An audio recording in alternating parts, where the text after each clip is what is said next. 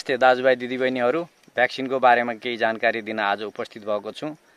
आजभन्दा केही वर्ष अगाडि स्वास्थ्य रेन्जर माइक एडम्सले भविष्यवाणी गर्नुभएको थियो। उहाँलाई सम्पूर्ण यो कोरोना आतंकको बारेमा चाहिँ जानकारी थियो र अहिले जे भोगिरहेका थियौँ उहाँले केही वर्ष अगाडि ती कुराहरू चाहिँ खुलाउनु भएको थियो, डिस्क्लोज गर्नुभएको थियो। अहिले जुन यो इन्जिनियरिङ गरेको बायो ओपनको चाहिँ कुराहरू उहाँले चाहिँ गर्नुभएको थियो।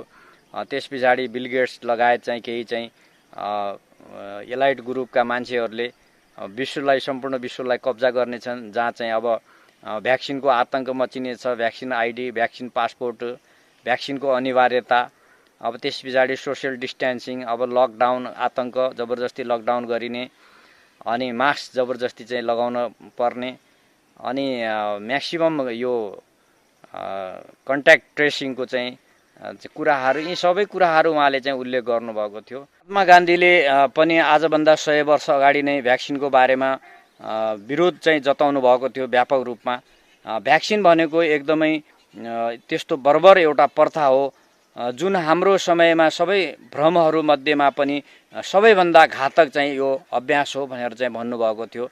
भ्याक्सिनको विरोध गर्ने इमान्दार मानिसहरूले सम्पूर्ण चाहिँ आफ्नो दृढ सङ्कल्प, आफ्नो विश्वासको रक्षार्थ सम्पूर्ण विश्वको विरुद्ध एक्लै उभिनु परे पनि चाहिँ उभिनु पर्छ भनेर उहाँले चाहिँ भन्नुभएको थियो। साथै यो गाईको हत्याको बारेमा, गाई माताको चाहिँ हत्या गरेर चाहिँ जुन किसिमले चाहिँ उनीहरूले गाईको रगत यसमा चाहिँ प्रयोग गर्नको लागि एक बर्बर तरिकाले हत्या गरिन्थ्यो, त्यसको पनि चाहिँ कुरा चाहिँ उल्लेख गर्नुभएको थियो, त्यसको पनि विरोध जताउनु भएको थियो। त्यसबेला चाहिँ लन्डनमा पनि एउटा ठुलो जमात चाहिँ समाज तयार भएको थियो यो चाहिँ भ्याक्सिनको विरुद्धमा।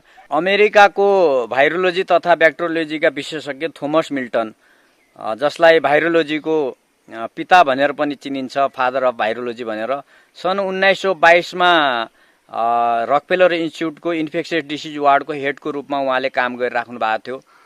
त्यसबेलादेखि नै उहाँले यो भाइरसले रोग उत्पादन गर्दछ, रोगको प्रमुख कारण भनेकै भाइरस हो, यसबाट बच्नुको लागि हामीले खोप अनिवार्य रूपमा लगाउनु पर्छ भनेर अमेरिकन नागरिकहरूको दिमाग भुटेर यो खोपप्रति विश्वास दिलाउने प्रमुख भूमिका खेलिराख्नु भएको थियो। र अहिले आएर पनि अमेरिकामा स्वास्थ्य कर्मीहरूलाई पहिलो नम्बरमा खोपको अनिवार्यता चाहिँ गरे र चाहिँ स्वास्थ्य कर्मीहरूले यो खोपको बारेमा चाहिँ जानकारी पाएको हुनाले यो त चाहिँ एकदमै घातक छ, यसबाट त मान्छेहरूको मृत्यु हुन्छ भन्ने थाहा पाएर यो भ्याक्सिन लगाउन धेरै जसोले अस्वीकार गरे। अब स्वास्थ्य कर्मी मात्र नभएर अमेरिकन नागरिकहरूले पनि अधिकांशले चाहिँ उनीहरूले भ्याक्सिन अस्वीकार गरिरहेका छन्।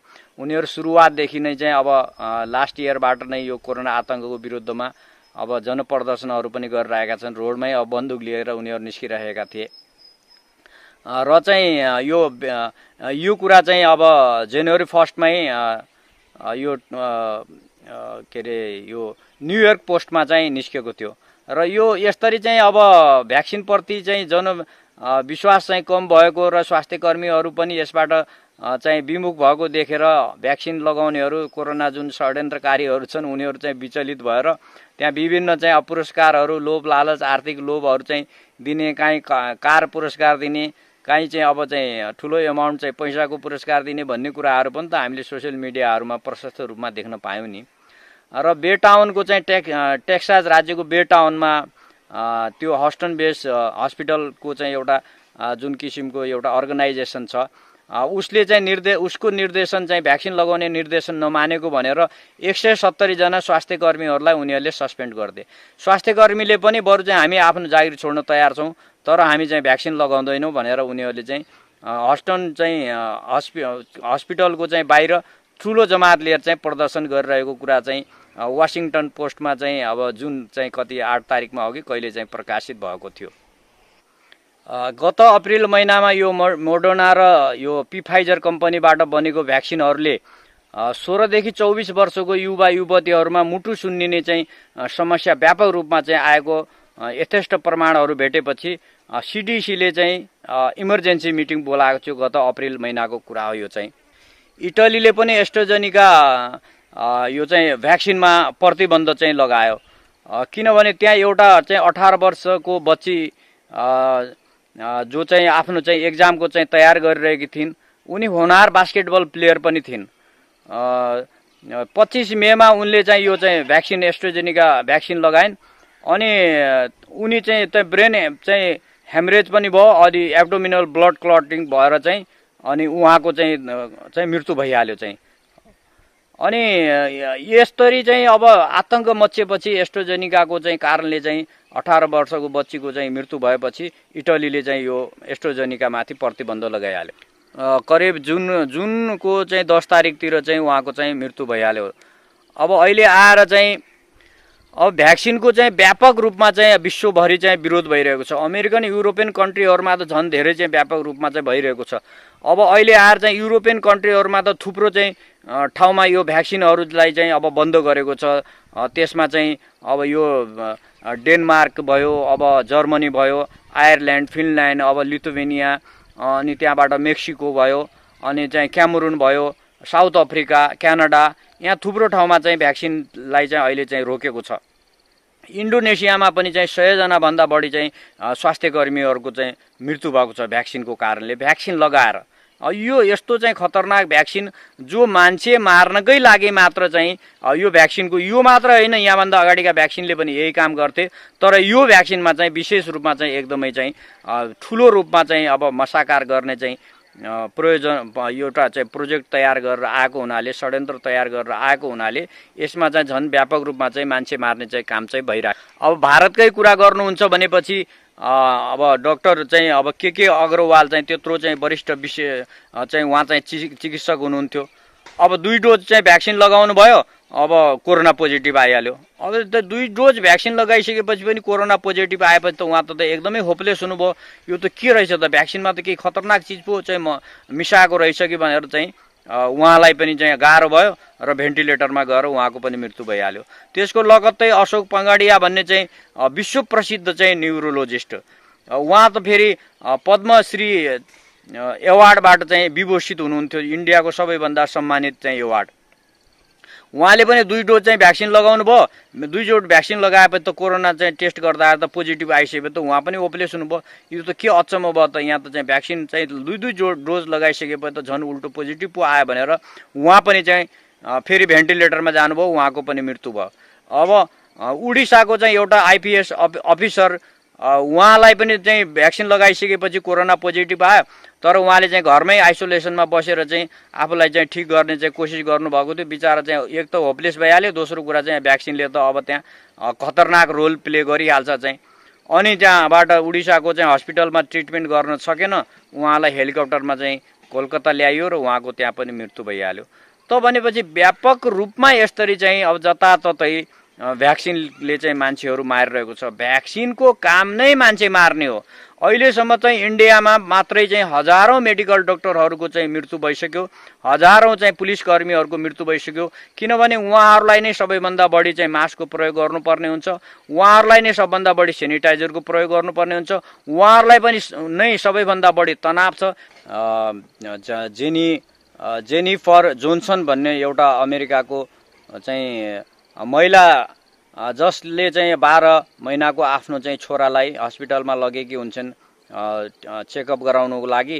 अब एकदमै हेल्दी बच्चा हजुरको भ्याक्सिन लगाएपछि उनी ब्रेन हेमरेज हुन्छ र ब्लड क्लट भएर चाहिँ करिब चाहिँ अब 10-12 दिनको चाहिँ दिनमा चाहिँ उहाँको चाहिँ मृत्यु भइहाल्छ। अब त्यो 12 हप्ताको बच्चा मृत्यु भइसकेपछि अब त्यो आमाको कस्तो चाहिँ अब दुर्दशा भयो होला, कति चाहिँ पीडा भयो होला, त्यो त अब हामी सबैले चाहिँ महसुस गर्न सक्छौँ। तर उहाँले चाहिँ त्यो बच्चाको मृत्युप्रति चाहिँ उहाँलाई ठुलो शङ्का भयो। यो मेरो बच्चालाई यस्तो खतरनाक भ्याक्सिन चाहिँ किन लगायो त मेरो हेल्दी बच्चालाई, यो त भ्याक्सिनको कारणले नै मेरो बच्चा मरेको हो, मेरो यस्तो हेल्दी बच्चा कसरी चाहिँ मृत्यु हुन सक्छ भनेर उहाँले चाहिँ एकदमै चाहिँ मुटुलाई झन् दह्रो बनाएर चाहिँ 1.5-2 वर्ष लगाएर, यो त 2005 को कुरा हो, उहाँले 1.5-2 वर्ष लगाएर त्यहाँ सम्पूर्ण चाहिँ डकुमेन्ट्सहरू कलेक्सन गर्नुभयो। त्यहाँ सम्पूर्ण डक्टरहरू चाहिँ सँग चाहिँ कन्सल्ट गर्नुभयो र सबै डक्टरहरूले के भनेपछि यो त भ्याक्सिनले नै चाहिँ मृत्यु भएको, यो बच्चालाई त भ्याक्सिन त लगाउनु पर्ने जरुरतै थिएन भनेर चाहिँ सबैले त्यो कुराको आश्वासन दिएपछि उहाँले चाहिँ 2007 मा चाहिँ यो चाहिँ पिटिसन फाइल गर्नुभयो चाहिँ। अनि यसको चाहिँ अब 2009 मा चाहिँ फाइनल हेरिङ भयो। फाइनल हेरिङ भएको चाहिँ करिब चाहिँ 10 महिनापछि चाहिँ उहाँको पक्षमा अदालतले चाहिँ फैसला गरिदियो र भ्याक्सिनकै कारणले चाहिँ त्यो बच्चाको चाहिँ मृत्यु भएको हो भन्ने कुरा चाहिँ अदालतले चाहिँ फैसला गर्यो प्रमाणको आधारमा र उहाँलाई चाहिँ $2,50,000 पुरस्कारले समेत सम्मानित गर्यो चाहिँ।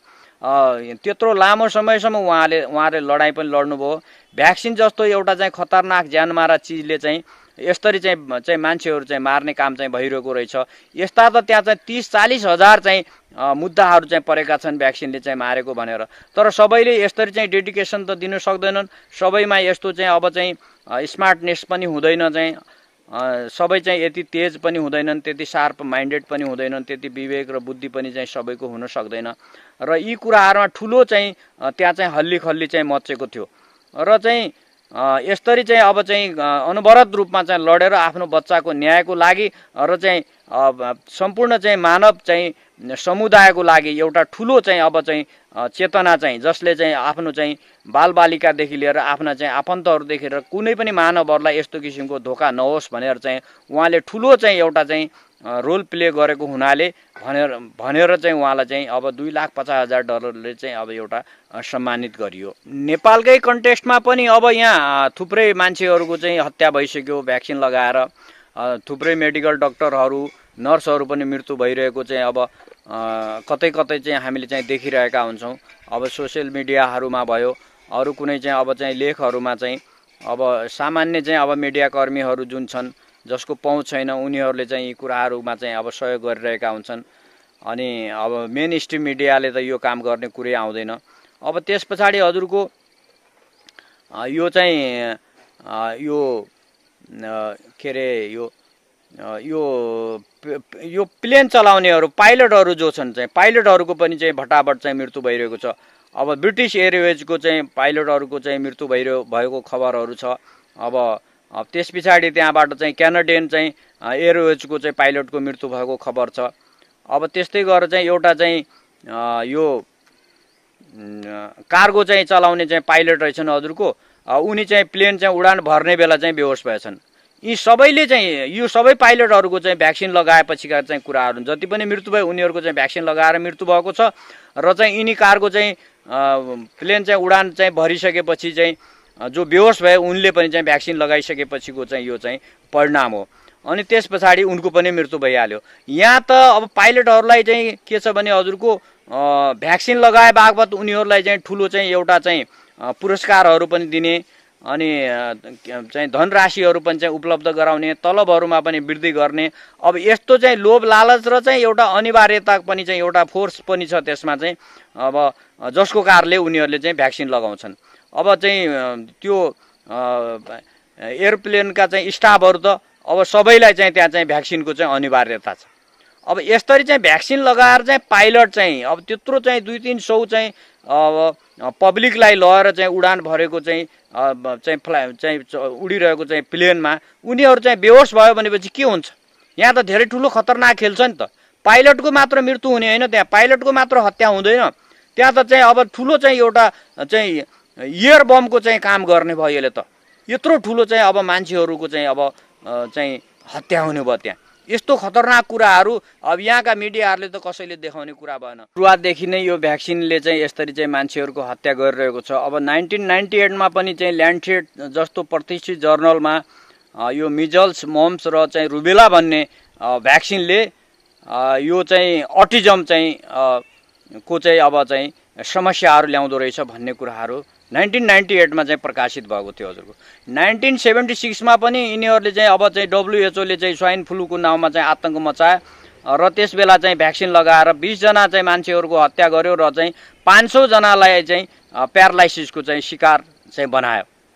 अब त्यस्तै गरेर चाहिँ यिनीहरूले चाहिँ फेरि यही WHO ले फेरि 2009 मा फेरि H1N1 को चाहिँ दोस्रो चाहिँ फेरि आतंक मचायो महामारीको र त्यस बेला चाहिँ 100 जना मान्छेहरूको चाहिँ हत्या भयो भने 4000 चाहिँ भ्याक्सिन लगाएर 100 जना मान्छेहरूको चाहिँ मृत्यु भयो, हत्या गरियो। के मृत्यु हुने त्यहाँ? 4000 चाहिँ मानिसहरू चाहिँ हजुरको प्यारालाइज भएर चाहिँ उनीहरू चाहिँ त्यसरी चाहिँ अब बाँच्नु पर्यो। मेरो एकदमै चाहिँ सम्मानित एउटा दाइ हुनुहुन्थ्यो मित्रसेन दाहाल।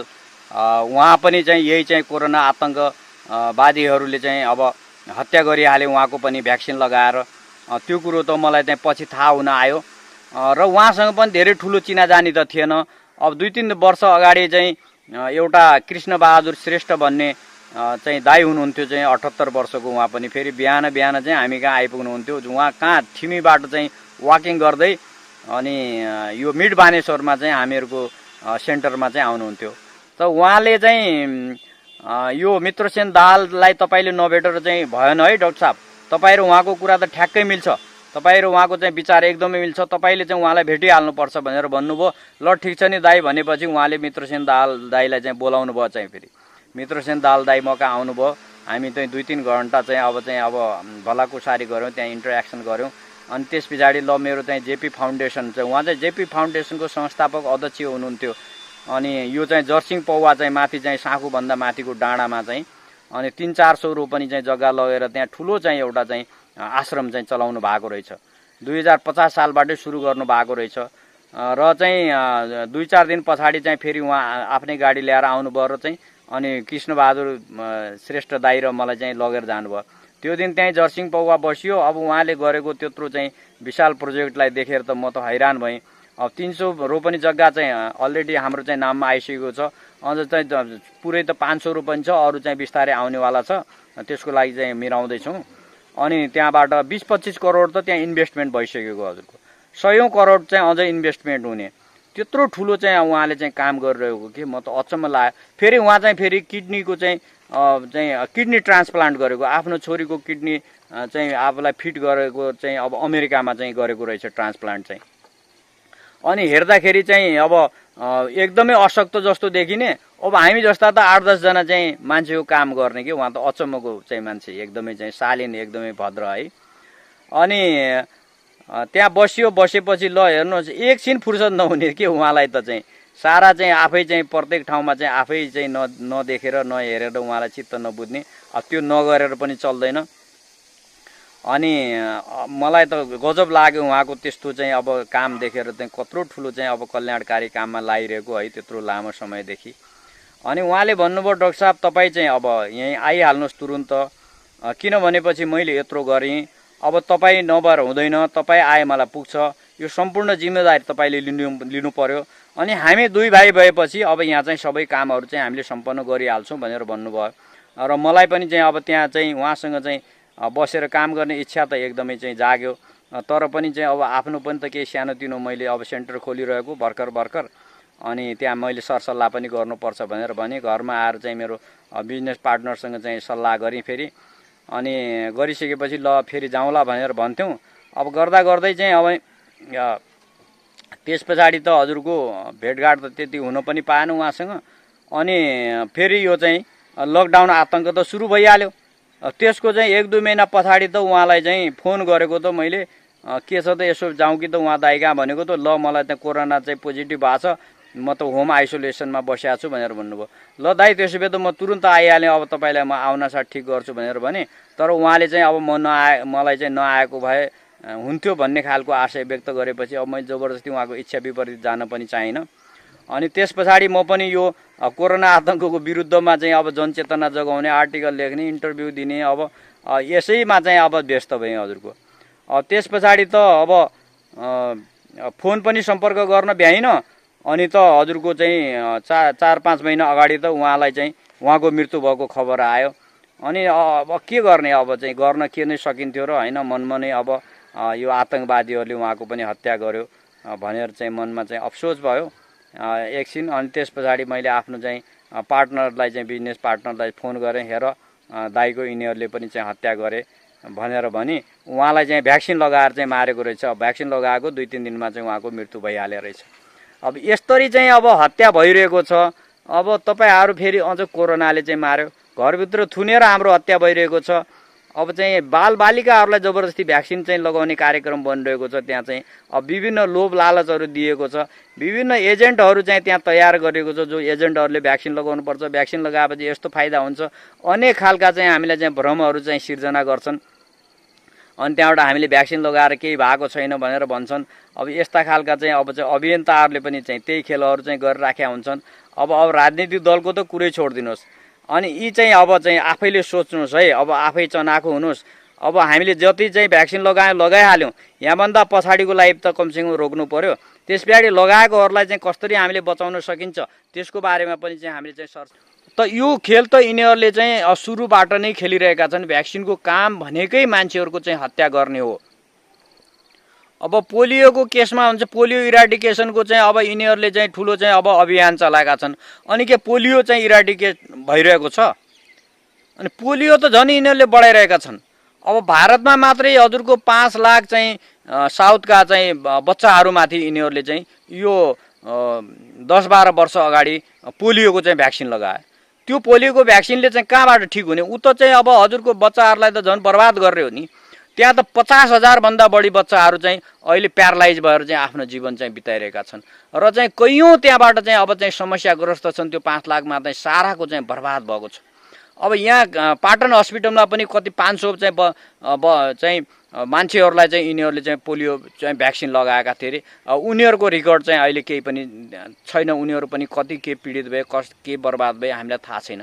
त भनेपछि आखिर यो भ्याक्सिनमा चाहिँ के प्रयोग गरिएको हुन्छ त यस्तो किसिमको चाहिँ खतरनाक चाहिँ अब चाहिँ हाम्रो चाहिँ ज्यान लिने काम गर्दछ? म तपाईँहरूलाई चाहिँ अब यसको बारेमा चाहिँ अब जे जति थाहा छ म चाहिँ यहाँ हेरेर पनि चाहिँ भन्छु।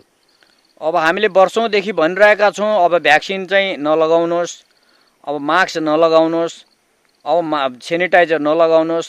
लकडाउनको विरुद्धमा हामीले उत्रिनु पर्यो। यी सम्पूर्ण चाहिँ ज्यानमारा भ्याक्सिन, सेनिटाइजर, अब त्यस पछाडि लाएर चाहिँ भ्याक्सिनको चाहिँ विरुद्धमा चाहिँ हामीले चाहिँ फिल्डमा उत्रिनु पर्यो। नत्र भने यो सिद्ध्याउँछन् भनेर वर्षौँदेखि हामी कराइराखेका छौँ। खोइ अब नेपालमा त चाहिँ अब कोही पनि छैनन् त यहाँ चाहिँ अब चाहिँ जनताहरू पनि चाहिँ अब यस्तो चाहिँ भड्कालोमा फँसिरहेका छन्। सबैको बुद्धि विवेक चाहिँ अब चाहिँ सबै हराइसक्यो जस्तो चाहिँ लाग्छ।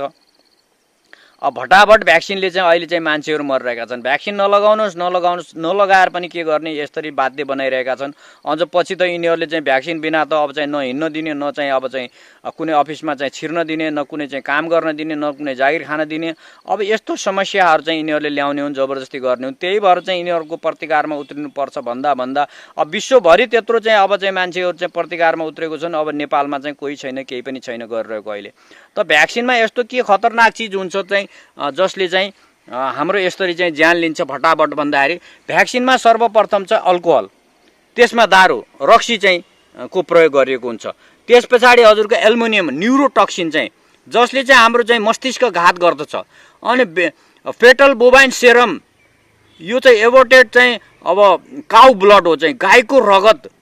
गाईलाई यिनीहरूले कसरी हत्या गर्छन् अब त्यो कुराहरू चाहिँ सुन्नुभयो भने तपाईँले चाहिँ त्यहाँ चाहिँ एउटा भिडियो सार्वजनिक भएको थियो। गाईलाई चाहिँ यिनीहरूले झुन्ड्याउँछन् हजुरको। गाईलाई झुन्ड्याएर चाहिँ अनि त्यहाँबाट गाईको घाँटी रेट्छन्। गाईको घाँटी रेटेर त्यस पछाडि चाहिँ चिरेर गाईलाई चाहिँ त्यो बच्चा चाहिँ निकाल्छन्। त्यो बच्चालाई निकालेर हजुरको अनि त्यहाँबाट चाहिँ त्यो गर्भिणी गाईलाई हो नि, फेरि गर्भ चाहिँ नबोकेको गाईलाई होइन उनीहरूले हत्या गर्ने भन्यो।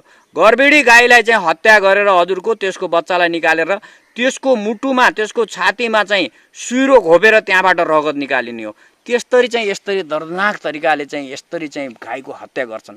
त्यो गाईको रगत चाहिँ हजुरको चाहिँ यो भ्याक्सिनमा चाहिँ मिसाइएको हुन्छ। त्यस पछाडि थाइमेरोजल मर्करी चाहिँ त्यो चाहिँ मानवको लागि अति नै विषालु हुन्छ, एकदमै चाहिँ खतरनाक टक्सिक हुन्छ। अब त्यो मिसाइएको हुन्छ। फर्माल्डिहाइड भनेको कार्सिनोजेन, एकदमै चाहिँ क्यान्सरकारक तत्त्व। यो चाहिँ हजुरको शरीरलाई चाहिँ सड्न गल्ल चाहिँ जुन चाहिँ मृत शरीर हुन्छ नि, डेथ बडी, त्यसलाई चाहिँ डिकम्पोज हुनुबाट प्रोटेक्ट गर्नुको लागि, त्यसलाई सड्न गल्लबाट बचाउनुको लागि चाहिँ प्रयोग गरिएको हुन्छ। यस्तो खतरनाक चिज चाहिँ यसमा मिक्स गरिएको हुन्छ। त्यस पछाडि यसमा पोर्क जिलेटिन चाहिँ अब सुँगुरको मासु, हड्डी, छालाहरूबाट चाहिँ बनाइएको चिज चाहिँ मिक्स गरिएको हुन्छ। त्यस पछाडि ह्युमन ब्लडको चाहिँ यसमा प्रयोग गरिएको हुन्छ। भेरोसेल्स त्यो चाहिँ बाँदरको चाहिँ किडनी सेलको प्रयोग गरिएको हुन्छ।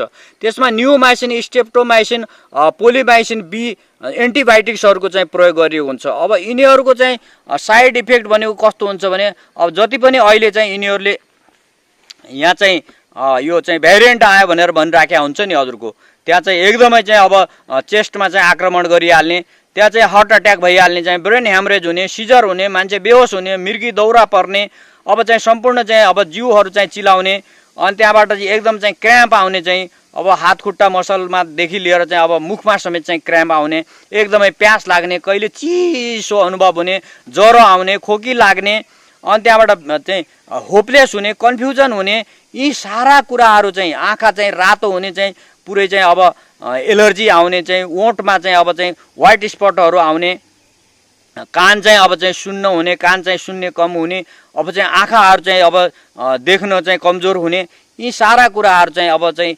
के अरे चाहिँ चक्कर आउने, रिङ्गटा लाग्ने जुन, अनि त्यहाँबाट टाउको दुख्ने बेस गरी, यी सारा कुराहरू चाहिँ यसको चाहिँ साइड इफेक्टहरू हुन्छन्। यो स्ट्रेप्टोमाइसिन, अब यो पोलिमाइसिन बी र चाहिँ अब न्युमाइसिनको चाहिँ कुराहरू गरेँ। जति पनि अहिले यिनीहरूले चाहिँ यो भ्यारिएन्ट आयो भनेर भनिराखेका हुन्छ नि, यो सम्पूर्ण कुराहरू चाहिँ जुन चाहिँ लक्षणहरू यिनीहरूले देखाइराखेका हुन्छन्, अर्को भ्यारिएन्ट आयो, अर्को भ्यारिएन्ट, यही भ्याक्सिनको चाहिँ प्रयोगबाट चाहिँ जे चाहिँ भएको छ त्यही कुराहरू हुन्। यिनीहरूले हामीलाई झुट बोलेर चाहिँ बेकु बनाउने चाहिँ काम मात्र चाहिँ गरिरहेको छन्।